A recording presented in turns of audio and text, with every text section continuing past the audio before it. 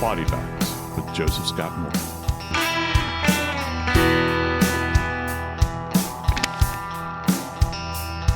To each his own. How many times have we heard that term over the course of our lives? You go your way, I go mine. I got to tell you, folks, I think that there's truth in that. I don't want folks in my business. You probably don't want folks in your business. But today, I have a story. And I guess the term to each his own could apply here. But what does it imply about a life having been lived? Past tense. Because the tale I'm about to lay on you is something that I tell you, you couldn't make it up. And it involves, by the way, amazingly, an OnlyFans model. I'm Joseph Scott Morgan, and this is Body Bags. Brother Dave, we're kind of, fierce, independent men of our generation, and you kids get off my lawn. Yep. Right? At I don't want you in my business. Yeah. It's like, I now understand that so much better. And, you cracked me up by saying to each his own, because I'm thinking, Joe, people do different things, and hey man, if that's your thing, you go for it, I guess. That's just, this is just not one of those stories that you look at and go, this really happened. I mean, we're talking Joseph Scott Morgan, 30 miles north of San Diego, California, in Escondido, at a man's house. His name's Michael Dale. He's 55, 56 years old, depending on what report you're looking at. And he's into some unusual for me. Okay, I don't know about you, but I've never thought about it being sexually exciting to have something crammed in my mouth and my eyeballs glued shut with Gorilla Glue, for starters. Okay, that's not something that I've ever had on my list. Okay, Joe, you may have, and more power to you, I guess. I don't know. I'm just at the point I can absolutely make a declaration right now here before you and all of our friends out there. I've never had an inkling. I've never had any kind of motivation whatsoever to have my eyelids glued shut. But I got to tell you, Dave, I always go back to the old statement that there's nothing new under the sun. Yeah. And I've seen so many bizarre things. Oh, I bet you have. As an investigator. Joe, it just hit me. I have never thought about what you might have found in an examination of somebody who was deceased in this genre. I've never thought about it like that. And now I'm wondering, do you have x-rays of light bulbs in places where they ought not be? No, but I mean, for instance, a guy wrapped in carpet wearing a scuba suit. I may have mentioned this before in our asphyxial deaths. And when the dissection was done at autopsy, he had, I'll never forget, it was, and I like to golf. Don't get to that much anymore, but I like to golf.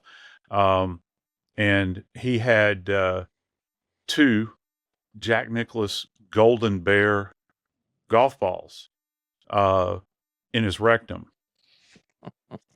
And we found those at autopsy. And rectum. that was an asphyxial death.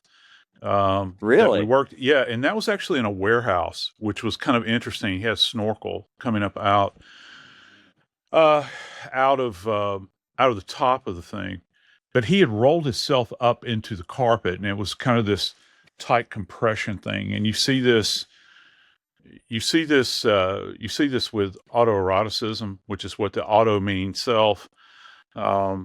And contrary to what people hear, We don't work. It's not like you go out and say, gee, let me take the tally. I did 2 or 3 autoerotic cases, this week at work. And I worked in rather large metropolitan areas.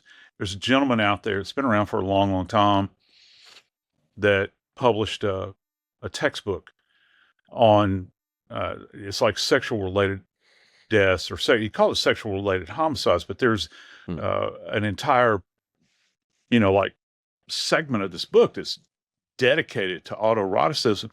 And I always felt, it's like, it's so absurd because they don't happen with the frequency that you would think they do, just based on the fact that people in forensic science, death investigation will go out and put, multi-day seminars on to talk about it. So it almost lifts more into, this is more of a freak show, or it's more salacious than actually having any kind of academic or professional benefit to it. No, but it kind of defines what it means, prurient interest. If you've ever wondered, that's what that is. It's not something that has any educational value, as you mentioned, but let me put it in dollars and cents, okay? Okay, please. Yeah, if you got to pay $500 to attend a teaching conference or a professional conference where you're going to look at images from a scene of a guy with a plastic bag over his head, suspended, inverted, from a hard point in the ceiling, and he's surrounded by pornography. He's got various items that he has used on himself. And that's kind of that's what's on the menu for all this time. So if you're paying $500 a throw, you get 50 butts in the seats. You do the math, and it adds up pretty quickly. And I can tell you that it's human nature. You'll have more people show up for that than you will say, let's revisit, current trends in interview and interrogation techniques. Right. All right. I mean, that's what do you title it? Lefty had a busy weekend. Is that what this one's titled? Yeah. I don't know, but I've seen so many of these cases, and it's weird.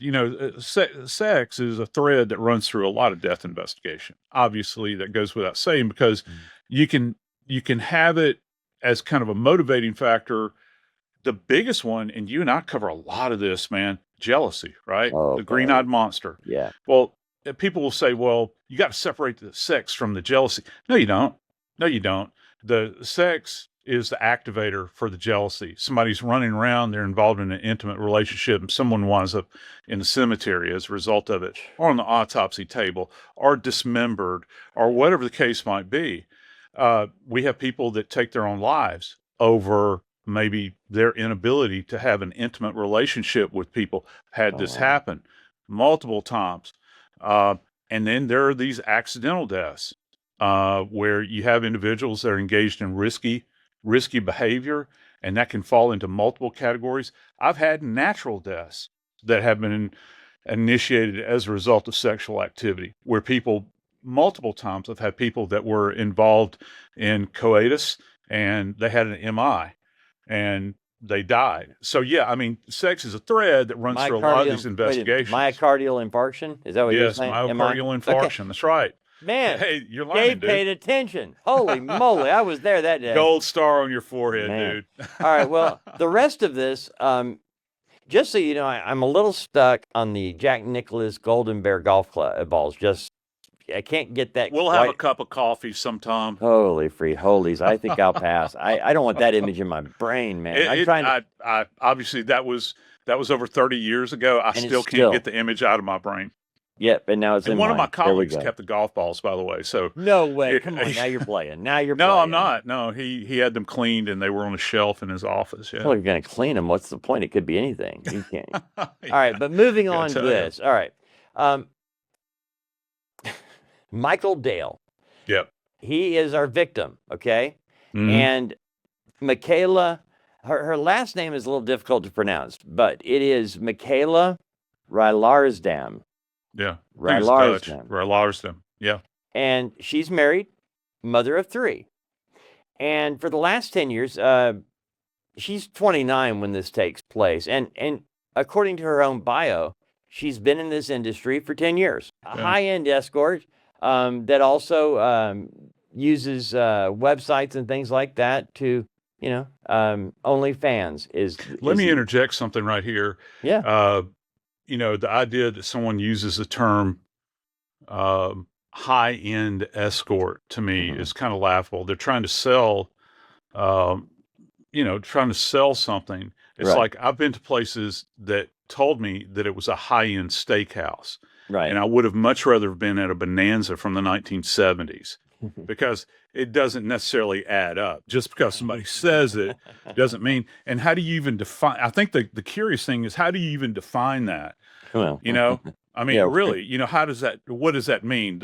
The multiple services that the individual client is going to receive, the level of violence, and what we're going to talk about, which is quite striking. You say high end, how does that translate relative to what has been perpetrated on the victim here? right. Because high end, let's just say you're a fan of romance novels, okay? All right, and I guess there's dudes out there that are. I, for one, ain't. But let's just say you're more inclined toward the romantic element here in the whole physical thing and everything that comes along with that. Long walks on the beach, picnics, watching sunsets together, puppies, everything else, and champagne. Well, I guess that could be high end. So how exactly is high end defined? Okay. Well, And I find that very interesting in this individual's bio here, that she is in fact a high end escort. It means you're going to pay more to get what you want, and that's high end. I oftentimes have considered that as a marketing term. It goes back to Curtis Mathis. I did a lot of voiceover work in the 80s, and I did some Curtis Mathis stuff. And I actually was, because if you remember, the Curtis Mathis television set, the most expensive television in America, and darn well worth it. Well, there were only 3 factories in the United States that made the tubes for the old, televisions. That was it. So why was theirs costing more? And I found out. I wanted to know why. What they did is they spent an extra 13 cents on the audio. Their audio sounded better, and that made their picture seem better, which made their TV seem better. That was the only catch. So I think the same thing is true here when you deal with escorts and OnlyFans people, okay? I don't know. I'm just going to throw that out there because we got to get on with this, which is, there was a... Rod Serling, okay? This is a Twilight Zone. There was a man. Yeah. Not any ordinary It truly man, is, man. but a man who really wanted to have Gorilla Glue used on his body in a very erotic way. Michael Dale asked or texted or phone called, did a number of things. He sees an ad on one of the websites that sells such things, and he finds this woman, Michaela, and he reaches out to her. They start texting, start exchanging what he wants to have done to him, because now we're into the BDSM. And in that world, it does get a little, if you're not in that world, it's different, okay? I'm not in that world, so I might be shocked more than you. But here's your bottom line, is they both, Michaela and Michael, the victim, know what they're talking about. When he says, I want to have a sex toy shoved in my mouth and my mouth glued shut. I want you to pour Gorilla Glue into my eyes as they shut, so you're the last beautiful woman I see. I want you to use saran wrap all over my body. I want you to buy some ladies' boots and glue them to my feet. These were just some of the requests that Michael Dale made of his OnlyFans escort, Michaela. And Joe, it ended up in a night of, it ended up on a 911 call is what happened. And according to Michael Dale's roommate, as this night went on, as the evening progressed, as the pain worsened, now you and I have talked about this off the air because kind of had to get some things straight because I wasn't clear on a number of things. But Joe, they do use terms like safe word, because as the pain grows, or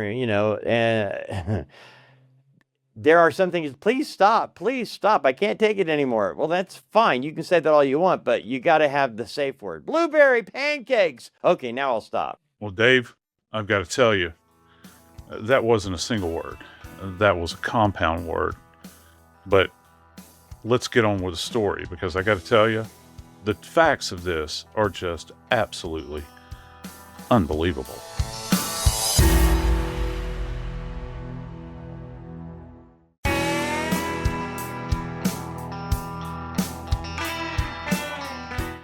So let's set the scene here, Dave. How do you pronounce this name? There's so many of these little towns, and I know there's no little towns, Escondido. I guess, in California anymore. It's Escondido. Escondido. Escondido. All it's right. not Escon or not Escon. It's Escondido. The C-O-N is Escondido. I'm such a dummy, I hear Esposito, when and there's several of these towns though that are they're like that, and it's very confusing. I'm not very fluent in Spanish, but so this guy lives in an apartment, correct? And here's the thing: the big reveal for me is, if this couldn't get any more bananas already, this guy's got a roommate. Now he's a grown ass man. He's 52 years old, right? 55. 55. Yeah. He's got a roommate. Right. Okay. And I don't know what the nature of their relationship is, but he's engaging in sexual congress. He's paying to have sexual relations with a female. So I'm assuming that this is some kind of platonic thing, but he's got a roommate that is physically there. All right. And they have arranged. It was how long had they been in contact? Was it over a month? Okay, it was over a month, but we're not exactly sure when their first contact was.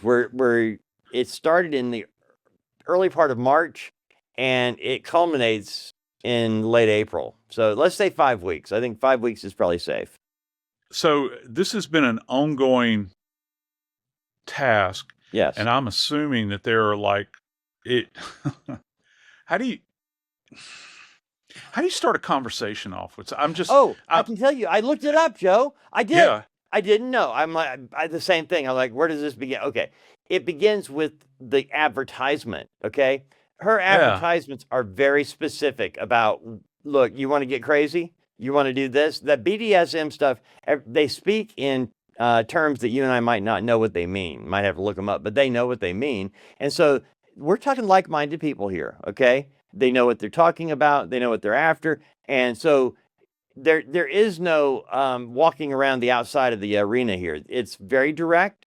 This is what I want. This is what I'm willing to pay for. And during the process, thousands of dollars are being spent by Michael Dale. He is sending Michaela thousands of dollars as they lead up to that one final night when he has put out all of the ideas and things that he wants to have done to him for his own, satisfaction here. And she comes very prepared. Joe, as this event is taking place, Michaela, she's participating. It's not like she just goes in there to torture him. She is also performing, she's also partially clothed, and she is performing things that get him excited and back and forth. And while he is having boots glued to his feet and things taped up and handcuffs and saran wrap, which I don't understand, having saran wrap wrapped all your, being like a mummy. That was the term he used. You want to be wrapped in saran wrap like a mummy. Can I explain that? Please do. Yeah. So that goes to this. There's a practice that goes on that's a binding practice, and most people think binding has to do with like having your hands tied or having your ankles, or even having maybe if you think about an old, and there are people that have, and you see it portrayed in shows, but this is a real thing. People do have torture tables in their homes, or sex tables, I guess they call it. These things can be purchased. You can be strapped down on them. I even had a colleague that had one that they had worked, that this individual had a what looked like a surgical suite in their house. Oh, And wow. so, yeah, I know. And um, Mm. the binding that you have, or the wrapping, it causes this constriction. Do you remember just a few moments ago I mentioned about the guy that was in rolled up in Yeah. the rug? All Right. right. Okay. Well, that's common practice, and Okay. it's the idea of this pressure, and you can't escape from it. And Oh, it's weird. I think that there's some kind of connectivity, like if an individual, and it's kind of a self-inflicted torture. Let's say you have a fear of tight or close spaces, okay. or almost claustrophobic. There's probably a level of excitement that comes into this thing of being tightly bound and not Wow. being able to escape from it. And they, instead of reacting in horror, they react in an aroused state, and this just heightens. That's a thread that runs through some of these behaviors that I've seen, I've read about. I've had colleagues that have worked cases, just like I have. Um, Many cases involving people that are bound at the wrist.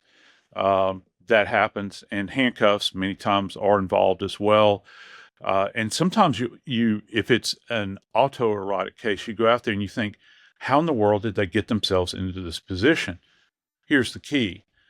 There's planning that goes on. And you know what the element to the planning also contains, Dave? There is a fantasy element to it. So it's like a progression in their brain Okay. building up to that moment. And I think that all Wow. of us can identify with if we've seen somebody that's very attractive, right? Over the course of your life, all right? You're attracted to someone and you see them, it's like, wow, it's the most beautiful person I've ever seen in my life. I felt that way about my wife the first time I saw her. I thought I better make the most of this opportunity. I'll never get a shot at having a date with anybody else in my life that looks like this. Um, and there's that element of arousal that continues to escalate. I think the same thing applies. He's talking to this escort, this OnlyFans model. He's talking to her, and everything that he says as they're progressing on, and he's even paying more money. Talk about punishment. You're beating the hell out of your bank account, right? And so every nickel that goes into her account, but he expects something back from it too. And there's this Yeah. arousal. So when they hit that note, that singular note, on that night, they've been talking about this. Can you imagine how stimulated this guy? Well, maybe you can't. I don't want to say that I can, but he's so stimulated, overstimulated at this point now, all bets are off. Dude, I want Gorilla Glue poured into my eyes and my eyes shut because you're the last woman I ever want to see on this earth. Really? That's where you're going with this? I want shoes glued to my feet, um, and have something stuffed in my mouth with duct tape around my face to hold it in place. So any kind of danger that there might be there, like, and we're not talking about, they don't consider the danger, because for us, as we're talking about this right now, we can look back in the rearview mirror and say, dude, there was danger here, here, here, here, and here. Okay. Uh, he didn't see that at that point in time. So he's so stimulated by this, the gates are wide open, man. But according to his roommate, okay, and you mentioned there was a roommate there, and according to the roommate, um, Michael Dale was saying, "Stop! I'll pay you extra to stop," and Michaela wasn't stopping, and that's where that's where a safe word comes in. These things are agreed upon ahead of time so that the person who is enjoying the pain doesn't get to, they call out stop, but it doesn't mean stop. Okay. I don't know what transpired. I don't know if they had a safe word or a safe phrase or any, I don't know. All I know is that according to the roommate who was there when this was happening, Michael Dale was saying, I will pay you extra money to stop. There's something else about this, Joe. I mentioned a little while ago that Michaela has been in the industry about 10 years at this point in time. She's the mother of 3 boys. Uh, she's married. And while this is going on, while she is, I, I don't want to call it torture because he's the one that wanted it, right? I mean, it would be torture to somebody that didn't want it. Yeah, I, I, she's a dominatrix. right. I guess that's her role she's playing. Okay, I'm with you. But while she's doing this, she's also in real time talking to her husband, video wise. So he can see what's going on. And he's encouraging his wife to go further, take it a step further. Now, Hang on, let me ask you something. I wonder if this is while he's at home babysitting his children. I'm thinking, yeah. I'm thinking yes. And I have nothing to back that up. That has not come out yet. You're the first person to ask that out loud. I don't know. Okay, please, I'm enthralled, man. You got your hook in me. I got to hear the rest of this. Well, the rest of the story goes like this, Joe. You explained the binding, which I'm glad you did, because I really was having some trouble with the saran wrap thing. Okay. But there were other parts of what Michael Dale wanted as well. And that was done to him. Now, one of the things was having something shoved into his mouth, and he had a thing for Gorilla Glue. The Gorilla Glue was mentioned for using it to glue the lady's boots to the bottoms of his feet. The Gorilla Glue was also supposed to be used to glue his eyes shut. And he wanted Gorilla Glue to be used to close up his mouth with this toy inside. Now, I'm going to go out on a limb here and say that Michaela said, no, we're not doing Gorilla Glue. That goes over the edge. I'm not going there. But I got some duct tape. That's what it seems to me became a compromise. I don't know, but that is what happened. Look, duct tape was used. There's so much here, and let me just say, and I hate to go down the path of autoeroticism. I'm so sick and tired of hearing about it for a 40-year career, because people make such a big deal. But I can tell you what has come out of the studies with it. People that participate in autoeroticism, they're not doing it with intent to take their lives. Right. The reason they do it, it always involves oxygen deprivation. So they're in a heightened state of sexual arousal. Okay. Okay. And they have a mechanism. It can either be a noose, which traditionally we've seen a lot. I've had guys put bags over their head and use an inhalant inside of the bag that binds with oxygen that knocks it down. Wait a minute. Can you explain that a little bit further? What kind of inhalant? I don't know what you're talking about. Let's see. The one that jumps to mind was bromochlorofluoromethane. Is it methane? I think. Sure. Yeah, and it's a form of halon. Yeah. Fire suppressant. Yeah, exactly. And how does it work? It's odorless and colorless, and there's a new type of halon. Sucks the oxygen out of the room. The halon was deemed so toxic. The first one had to re-engineer it, but what it does is essentially, it's not like a foam spray, like in fire retardant like that. You have it on ships. I think aircraft have it too. It's odorless.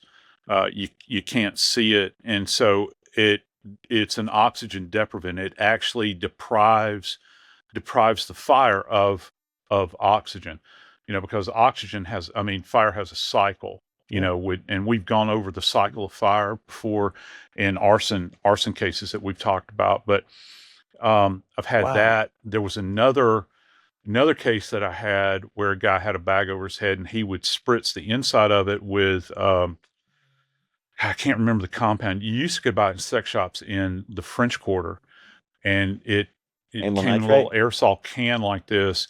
There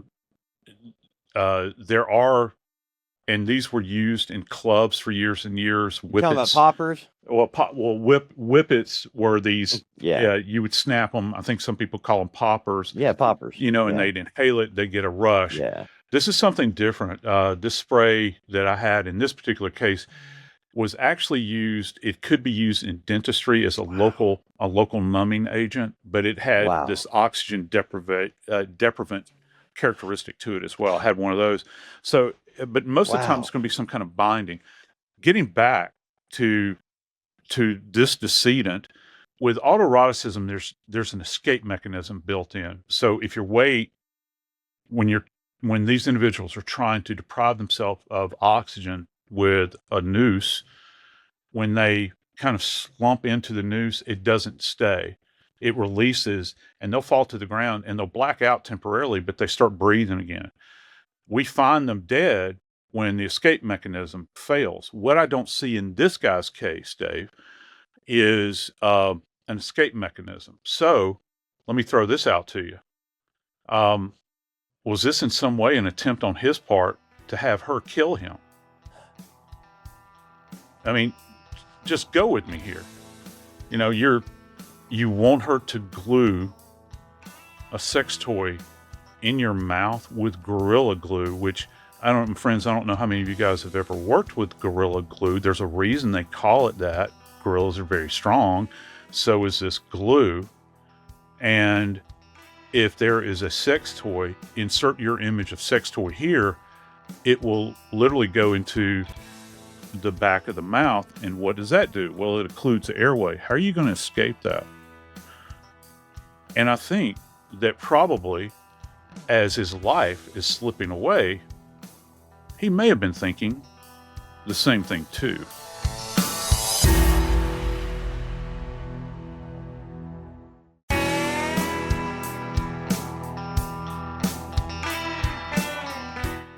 One of the things I've always been struck by, Dave, when there are emergency situations, and you call the great entity that's at the other end of 911. Ugh. What do you say? What do you say to them when they say, because, you know, what's the first thing they say when they answer the phone? 911, what's your emergency, right? Yep. What do you say in this case? My friend's not breathing? Yeah, okay. And I know that the 911 operator doesn't ask for more information, but I'd be doggone if they don't get it many times.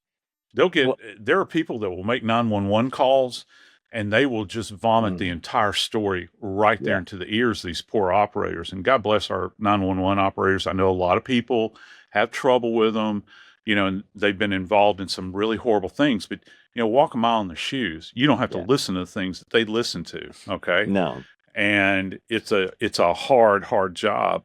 You know, and just the fact that Dave was saying something off air just a second ago, and I concur with him. Sometimes you just feel like you got to take your brain out and scrub it with Comet. Yeah. And, you know, but can you imagine the way that call went? Because there was a 911 call placed in this particular case. You know, Joe, having listened now back after many, many years of crime reporting, I've listened to 911 calls that you mentioned. Some are just verbal vomit, you know, and that oftentimes comes from somebody who's trying to set up an alibi. Right, you are. And you have others that are just totally freaking out, you know, and they're not getting the information out. And in this case, the 911 operator was getting the information needed. And this is how we found out about the roommate, because while the escort was there calling 911, the 911 operator was explaining how to do CPR, and the roommate was having to help. So think about this. If you have, and by the way, let me back up for just a minute, Joe. Michaela arrived after 5 or so weeks of talking back and forth, exchanging ideas, exchanging money, progressing to the point where Michaela shows up at his house, okay? She shows up at 6 o'clock. His roommate is there too, which still really gets me, but she shows up at 6 o'clock. At 10:01, or 10:10 rather, 4 hours later, Michaela calls 911 reporting an unresponsive male.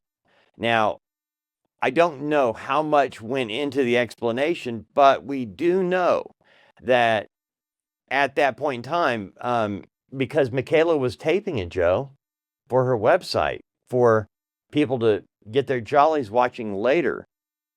And he had a bag over his head, and the bag was sealed with duct tape. And he was begging her to make it a little looser, and she stuck her finger up between it. And, nah, you're good. This was the game they were playing. And this was on her recording. All of this is on tape, friends. That's why we know what we do. Now, the 911 operator is explaining how to do CPR, and I'm guessing that based on the saran wrap, the duct tape, the bag, and all the other things that were going on at that particular time, Joe, the roommate was called in for help. Hey, come on, I need help. You know, got to get him cut loose, got to get CPR, we got to get this going on, and they did. One thing that I have to share with you. Remember how I told you about one of Michael Dale's fantasies? He wanted her, Michaela, to buy a pair of ladies' boots Yeah. and glue them to his feet. She did, because when they got him to they couldn't get the boots off his feet. The boots were so glued to his feet, they could not get them off Yeah. at the scene.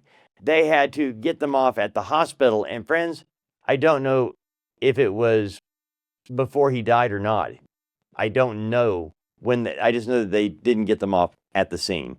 So Yeah, you know, let's back up just a Yeah. little bit and talk about this idea of them having to be walked through CPR. And granted, I understand that. I haven't had a refresh course in CPR in years, all right? I think I could still do it, you know, but one of the things they're going to do is they're going to have you place the individual on a hard, flat surface floor. You don't want to do it on a bed. Right. And one of the steps that you have to do is called clearing the airway. And anybody that's out there that's ever been through Red Cross certification, it's called sweeping the airway. So, you know, literally they used to talk about sticking your finger in their mouth and kind of raking if there's anything blocking. And, you know, and this kind of gets lost in the sauce here relative to this story, this narrative, because, you know, we've heard about the sex toy in the mouth, that being taped. And we've also heard about a plastic bag, which, by the way, has been used to great success in many homicides, where people will have bags placed over their heads in order to suffocate them. How many times you're a father? I am. You know, one of the things I always tell you, you know, don't have dry cleaning bags near kids, right? You know, you're not supposed to. Well, why is that? Because if they get that around their head, they're rebreathing while they're breathing carbon dioxide most of the time. And if he has this over his head, and let's just discard the sex toy item in the mouth. Did she clear that at some time prior to that and then put a bag over his head and tape it shut? So even if his airway is not occluded with an object, okay, because gags, there are cases where people have created gags and stuffed them into people's mouth. And because of the way the tongue works, it works in a way to push things to the back of the throat. So you're taking breaths like this, and if it's loose, you know, a gag will go down. So when you inhale many times, whatever object you have in your mouth will go further down. Well, if that is not there, now you're changing the trajectory of how you're depriving him of oxygen now.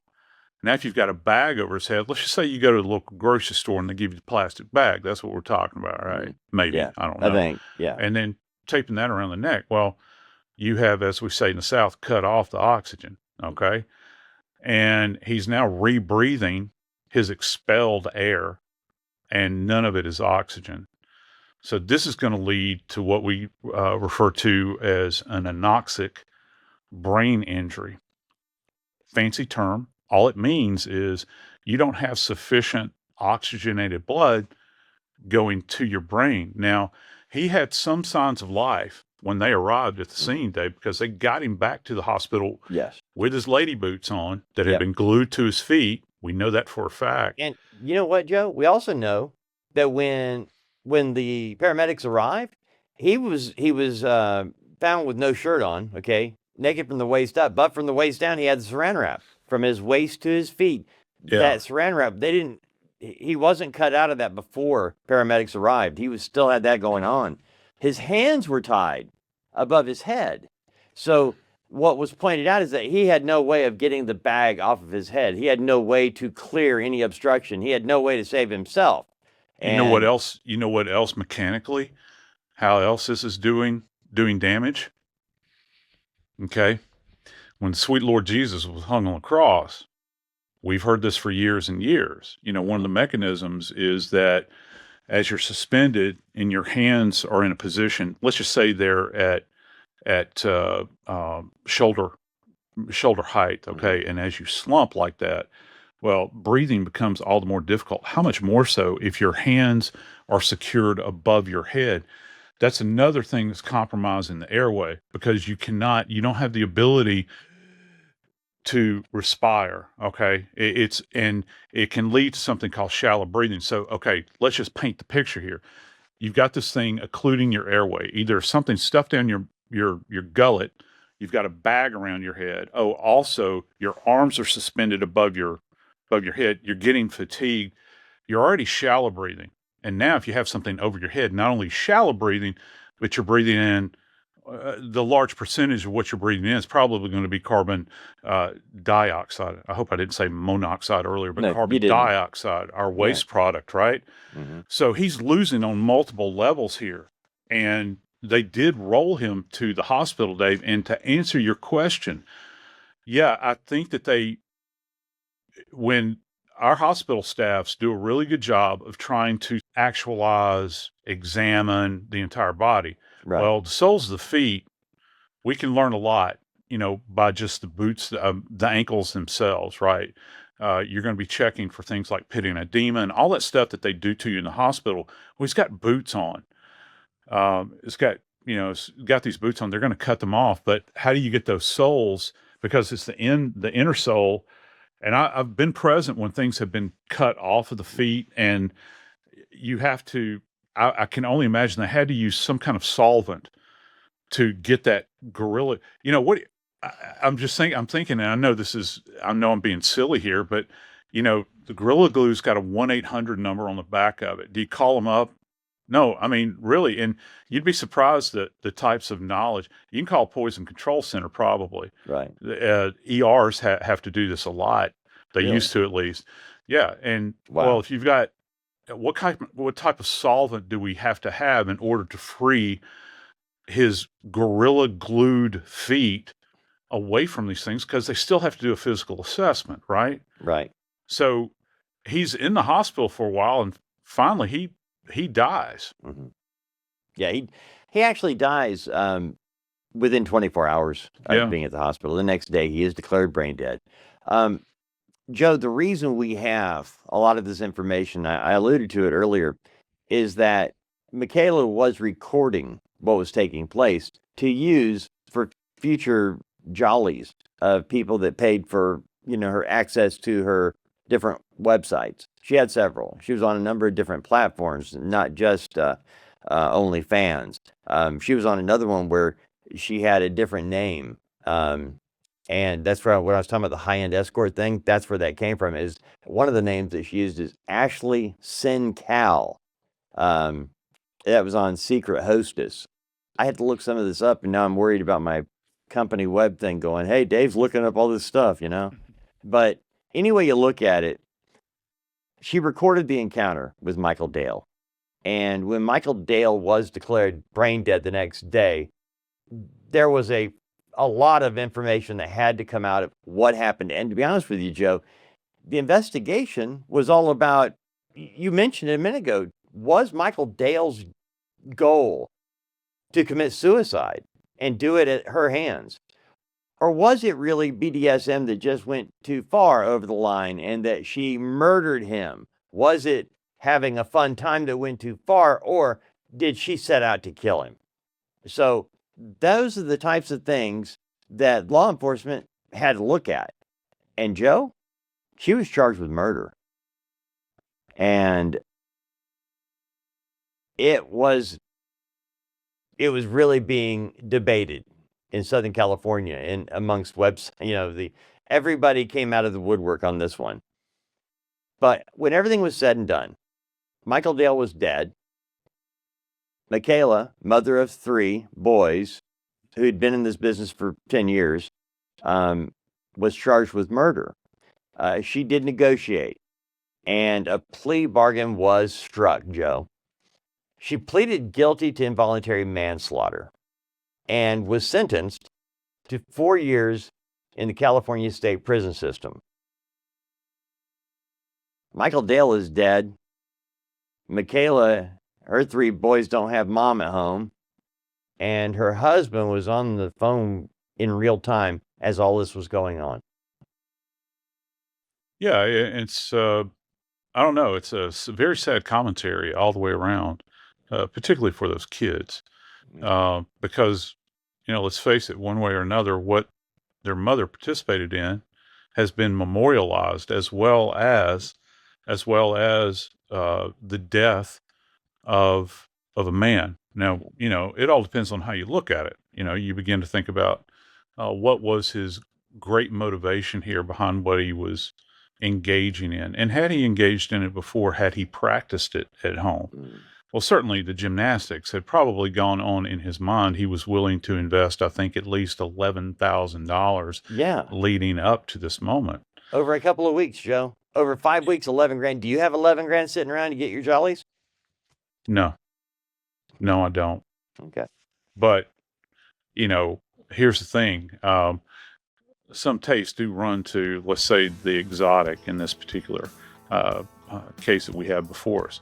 But sometimes the exotic winds up in death. I'm Joseph Scott Morgan, and this is Body Bag.